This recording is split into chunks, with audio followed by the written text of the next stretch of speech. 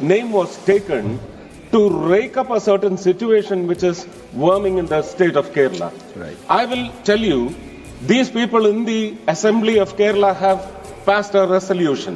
Tomorrow, after the Rajya Sabha decision, that resolution is going to be drowned in the Arabian Sea. You just wait for this episode. It is happening. The people of Kerala. Okay. Sir, Thank you. I cannot yield. I will not yield. I will not yield. മലയാളികൾക്ക് വേണ്ടി പ്രവർത്തിക്കുന്ന ഒരേ ഒരു MP മാത്രമേ ഉള്ളൂ ഇന്ന് ഈ രാജ്യത്ത്. അത് സുരേഷ് ഗോപിയാണ്. ഇവിടെ നിന്ന് 20 MP ജയിച്ചു പോയതിൽ ഒരാള് 19 എണ്ണം വെറും വേസ്റ്റ് ആണ്. കാരണം ജനങ്ങൾക്ക് ഏറ്റവും വലിയ പ്രതിസന്ധിയായിട്ട് നിലനിൽക്കുന്ന കാര്യം എന്താണോ ആ കാര്യം, ആ വിഷയം, അതിൽ പരിഹാരം കാണാനുള്ള മാനസികാവസ്ഥ ഉള്ളത് നമ്മുടെ സുരേഷ് ഗോപി സാറിന് മാത്രമേ ഉള്ളൂ, അല്ലാണ്ട് മറ്റൊരാൾക്കുമില്ല. കാരണം ഇവന്മാർ ഇത്രയും കാലം ഇവിടെ ചെയ്തത് എന്താണ് ഇവർ ചെയ്തുകൊണ്ടിരിക്കുന്നത്? നമ്മൾ ആലോചിച്ച് നോക്കണം.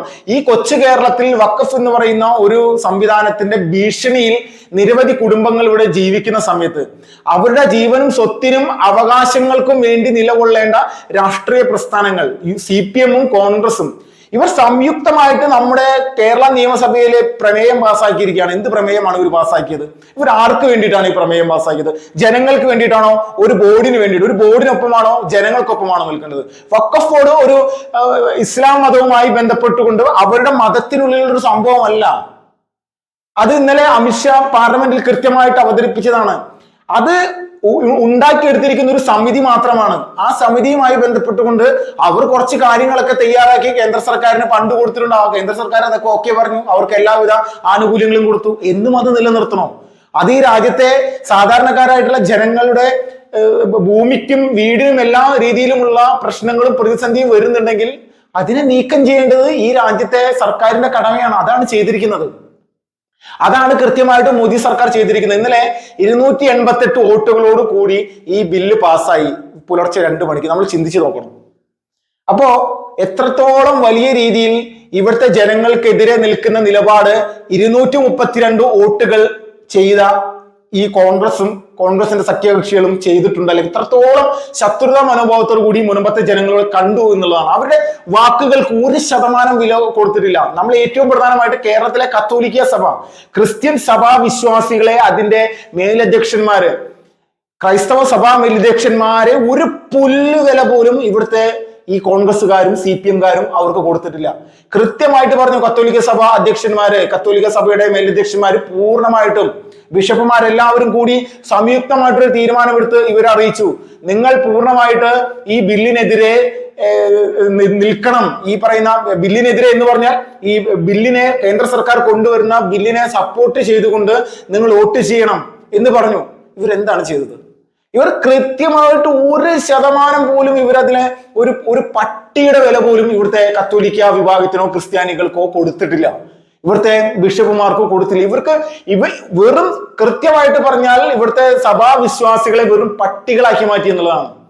അവർ ഇത്രയും വർഷം തങ്ങളുടെ രാഷ്ട്രീയ പ്രസ്ഥാനമാണ്, തങ്ങൾ സപ്പോർട്ട് ചെയ്താൽ മാത്രമേ ഈ പ്രസ്ഥാനത്തിനിവിടെ നിലനിൽപ്പുള്ളൂ എന്ന് കൃത്യമായിട്ട് മനസ്സിലാക്കി ഓരോ ക്രൈസ്തവരും, ദേശീയവാദികളായിട്ടുള്ള ക്രൈസ്തവര്, ഈ രാജ്യത്തോട് കൂറും സ്നേഹവും എല്ലാ തരത്തിലുള്ള അഭിമാനവുമുള്ള ഇവിടുത്തെ ക്രിസ്ത്യാനികൾ, എത്ര ക്രിസ്ത്യാനികളാണ് നമ്മുടെ കേരളത്തിൽ നിന്ന്, തെക്കൻ ജില്ലകളിൽ നിന്ന് സൈന്യത്തിലുള്ളത്.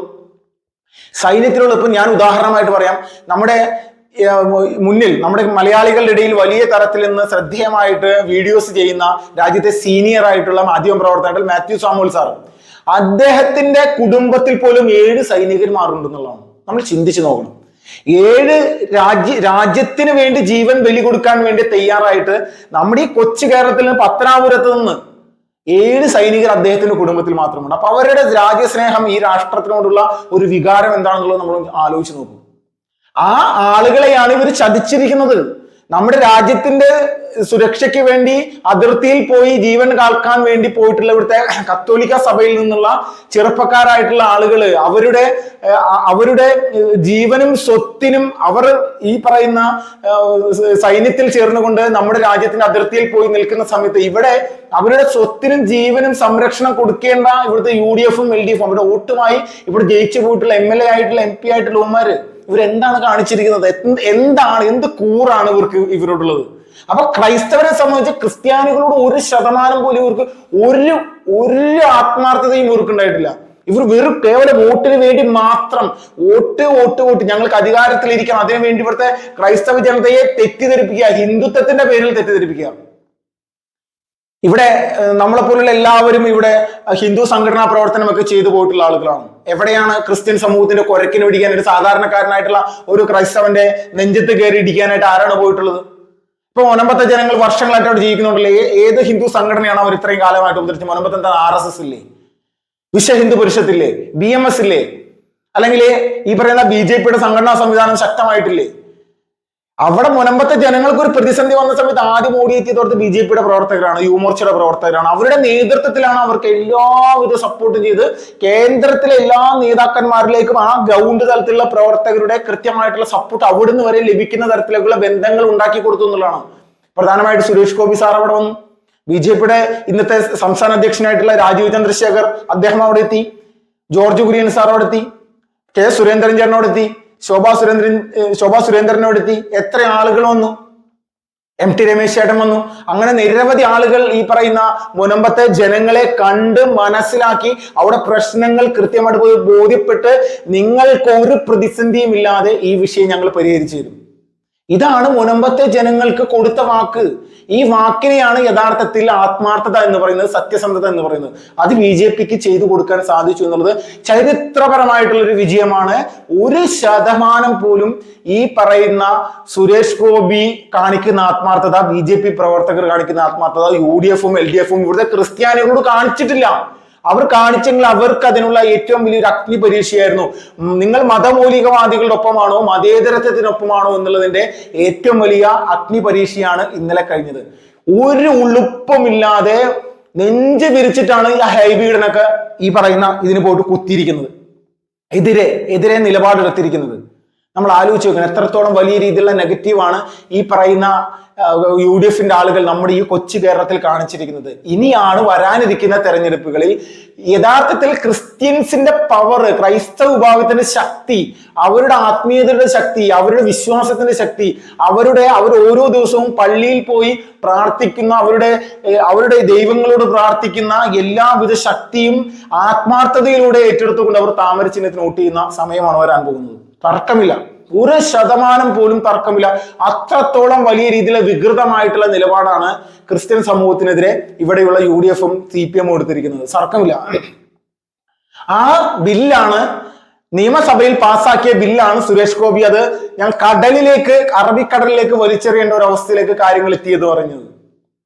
പാർലമെന്റിൽ കേരളത്തിൽ നിന്ന് പോയി ഇതുപോലെ സംസാരിക്കാനുള്ള ഒരേ ഒരു MP ഉള്ളൂ.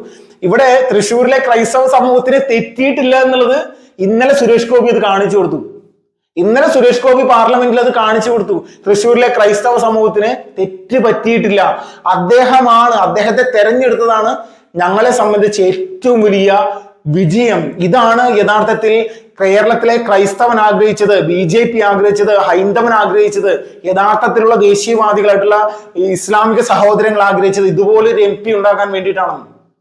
അപ്പോ നമ്മൾ ചിന്തിക്കുക, നമ്മുടെ ഈ കൊച്ചു കേരളത്തിൽ നിന്ന് പോയിരിക്കുന്ന 20 MP-മാരിൽ 19 പേരും വെറും വേസ്റ്റ് കൊട്ടയിൽ പോകേണ്ട ആളുകളാണ്. അവർ വോട്ട് ചെയ്യാനായിട്ട് ഒരു ക്രൈസ്തവൻ പോലും ഇനി ഈ കേരളത്തിൽ നിന്ന് അവന്റെ വിരൽ ഉപയോഗിക്കില്ല എന്നുള്ളത് തർക്കമില്ല. അത്രത്തോളം മൃഗീയമായിട്ടുള്ള രീതിയിലുള്ള നിലപാടാണ് ക്രിസ്ത്യൻ സമൂഹത്തിനെതിരെ ഇവരെടുത്തത്. തർക്കമില്ല. വരാനിരിക്കുന്ന സമയങ്ങളിൽ BJPയുടെ സുവർണ കാലഘട്ടമാണ്. ഇവിടെയുള്ള BJP എന്ന് പറയുന്ന രാഷ്ട്രീയ പ്രസ്ഥാനത്തെ സപ്പോർട്ട് ചെയ്തുകൊണ്ട് തന്നെ ക്രൈസ്തവ സമൂഹം മുന്നോട്ട് പോകുമെന്നുള്ളതിൽ തർക്കമില്ല. അത് യാഥാർത്ഥ്യമാകുന്ന ദിവസങ്ങളാണ് വരാൻ പോകുന്നത്.